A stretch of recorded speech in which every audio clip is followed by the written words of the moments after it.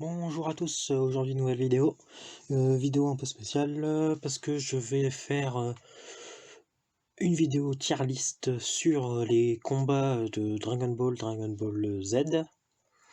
Malheureusement, il manque pas mal de combats quand même, hein.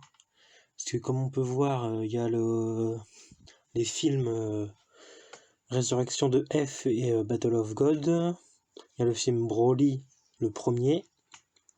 Mais il manque quand même les autres films, peut-être des TV specials qui auraient été pas mal. Il manque même des combats quand même importants de l'œuvre originale. Il n'y a même pas le combat Goku Majin Vegeta, qui aurait été un bon combat que j'aurais placé certainement très haut. Bon, du coup, j'ai fait tier list des combats de Dragon Ball. Ça s'appelle comme ça. Je vais essayer de classer. Alors bien sûr, ce classement est uniquement, comment je pourrais dire, dérisoire, car il n'appartient qu'à moi, à mon avis. Il peut très bien ne pas convenir du tout au vôtre. Mais si vous souhaitez me partager votre avis, n'hésitez pas, soit en commentaire en me disant, soit en me taguant sur un des réseaux ou sur mon Discord. Alors, je vais commencer du bas vers le haut. Donc j'ai mis le combat du dernier film Dragon Ball Z,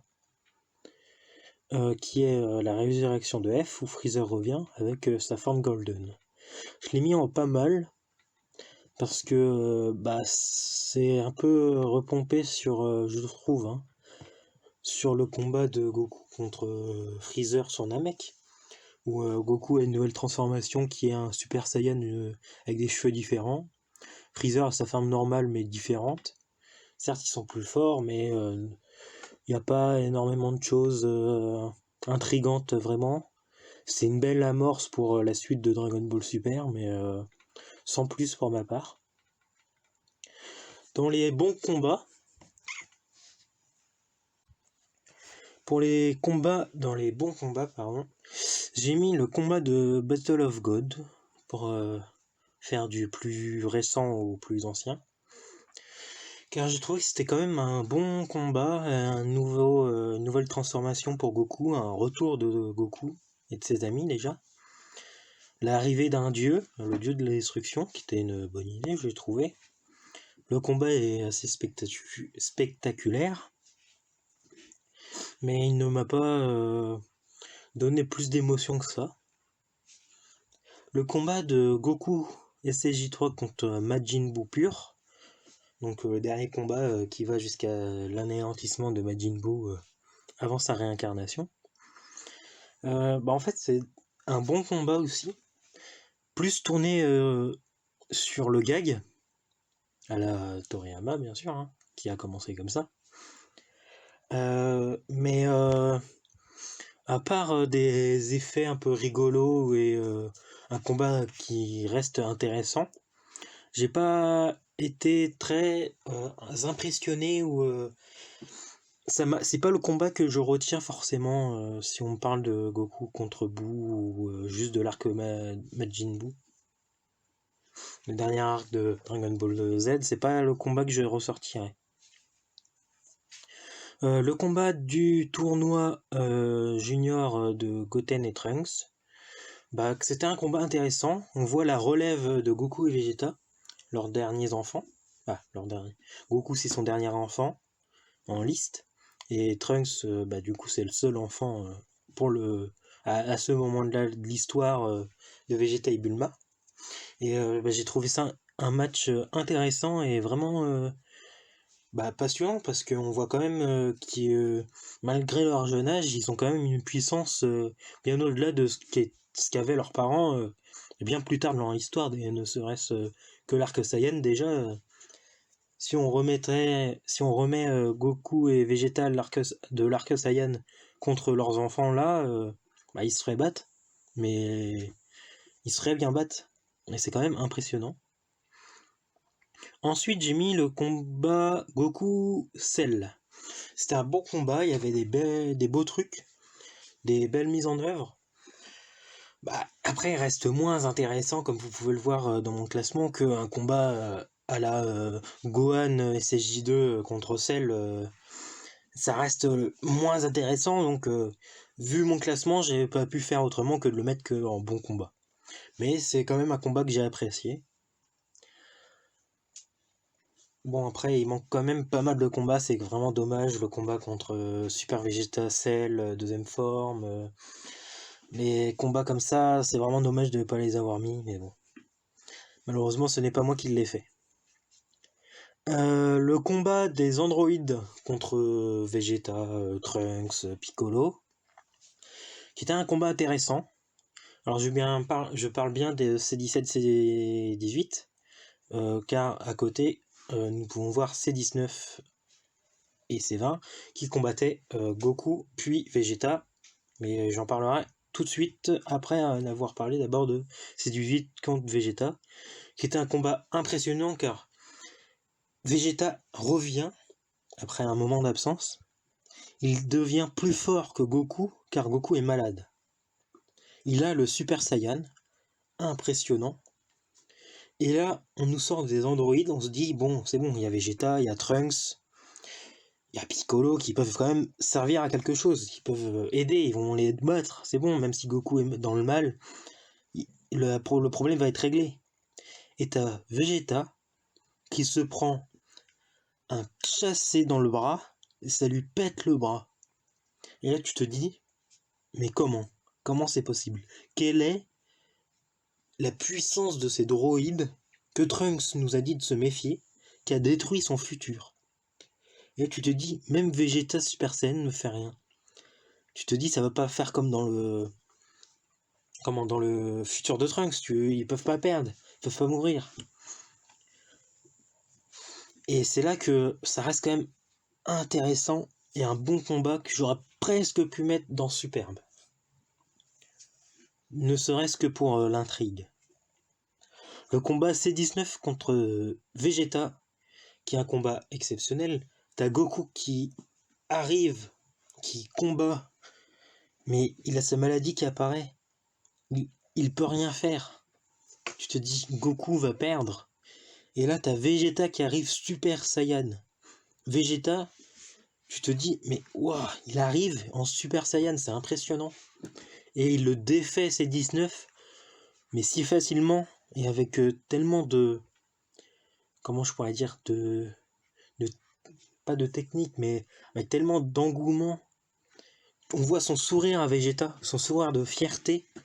Je te dis, là, c'est le Vegeta qu'on a reconnu. On reconnaît le Vegeta qu'on a déjà vu auparavant. Mais cette fois-ci, il est bien plus fort qu'avant. Il est quasiment aussi fort que Goku.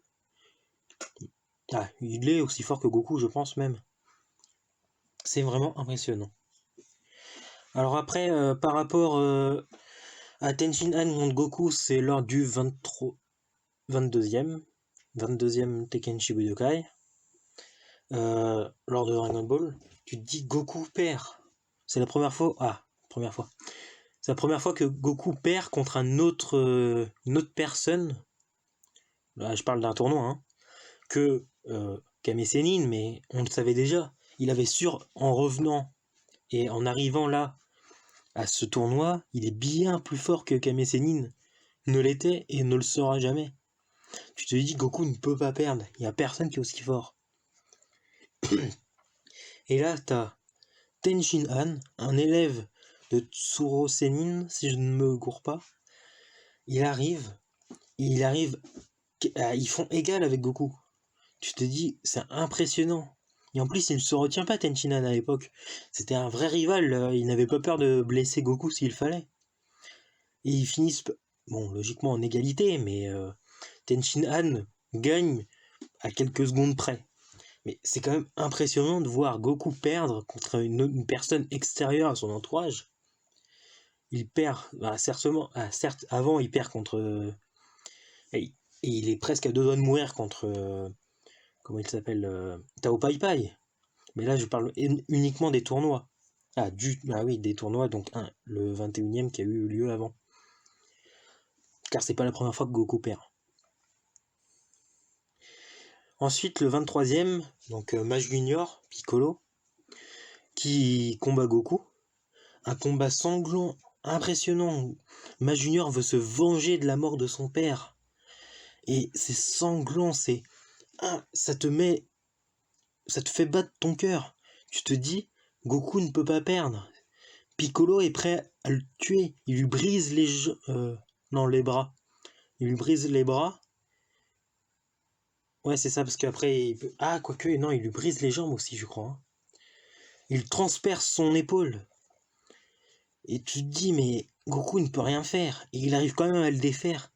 Et même après l'avoir défait, il ne l'achève pas. Il le laisse en vie. C'est là qu'on voit la bonté de Goku. Depuis le début de l'œuvre, Goku est prêt à tuer s'il le faut. Et là, pour une fois, il laisse en vie son adversaire, qui était prêt à le tuer lui. C'est vraiment impressionnant. Ensuite, le combat Goku-Piccolo contre Raditz, je l'ai mis en superbe parce que c'est la première fois que Goku meurt. C'est la première fois qu'on voit notre héros perdre et mourir lors d'un combat. On l'avait jamais vu mourir, on l'avait déjà vu perdre. On l'avait déjà vu revenir, gagner. Mais on l'avait jamais vu gagner en se sacrifiant et en mourant.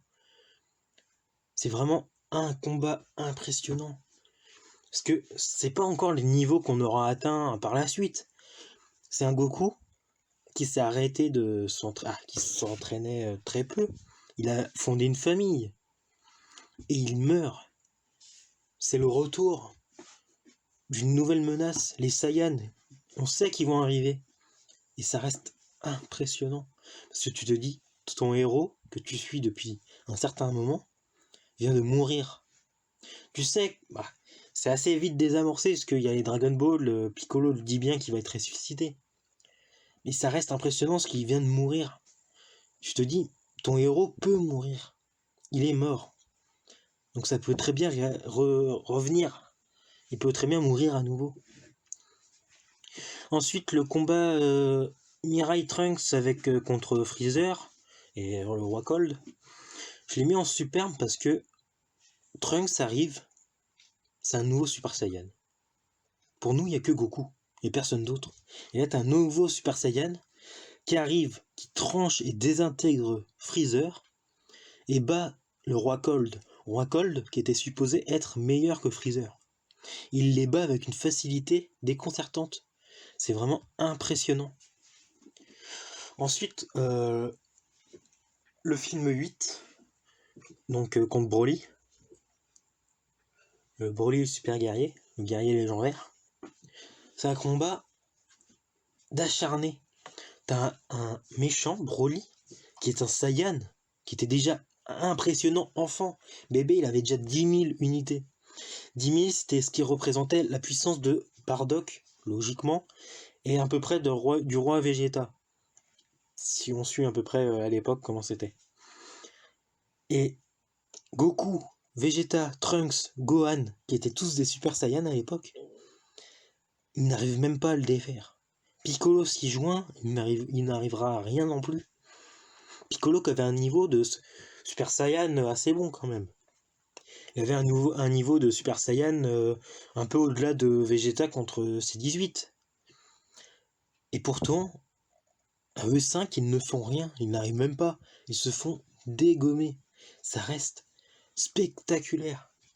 Tu te dis, mais quel est ce monstre? Broly, qui est-il vraiment? Et tu vois bien qu'il se retient, mais même s'il se retient, tu te dis, s'il se retenait pas, c'était fini en 10 minutes. Ils auraient rien pu faire. Et tu vois qu'il aime ça, jouer avec ses victimes. Ça reste un personnage terrifiant et à la fois qu'on peut que admirer parce que sa puissance est telle que on est subjugué par elle. Ensuite, le combat de Gohan contre Cell, qui est un combat exceptionnel. On voit le Kamehameha père-fils. On voit que Cell revient alors qu'il vient de se faire détruire. Goku s'est sacrifié pour rien. Trunks vient de se prendre un laser dans le torse. Tu te dis, il va mourir. Cell est revenu encore plus puissant qu'avant.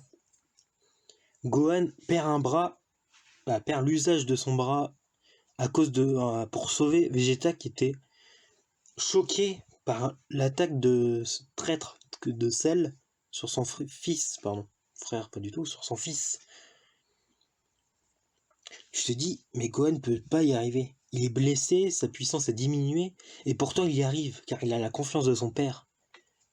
Et c'est là qu'on voit Gohan gagner l'héritage de son père.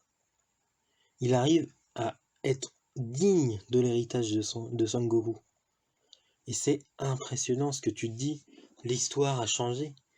Même si Goku n'est plus là, il ne pourra pas revenir.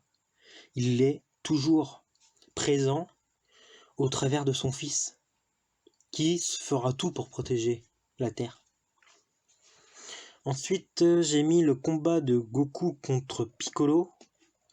Donc Piccolo, le démon, hein, pas Piccolo, celui qu'on suit depuis le début, depuis le 23e, Genshi Budokai.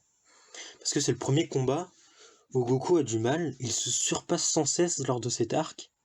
Il veut venger ses amis, Krillin, Chaozu, et à qui d'autre, Maître Roshi, donc Kame Sennin, aussi lors de son combat, en essayant d'utiliser son ma-foi.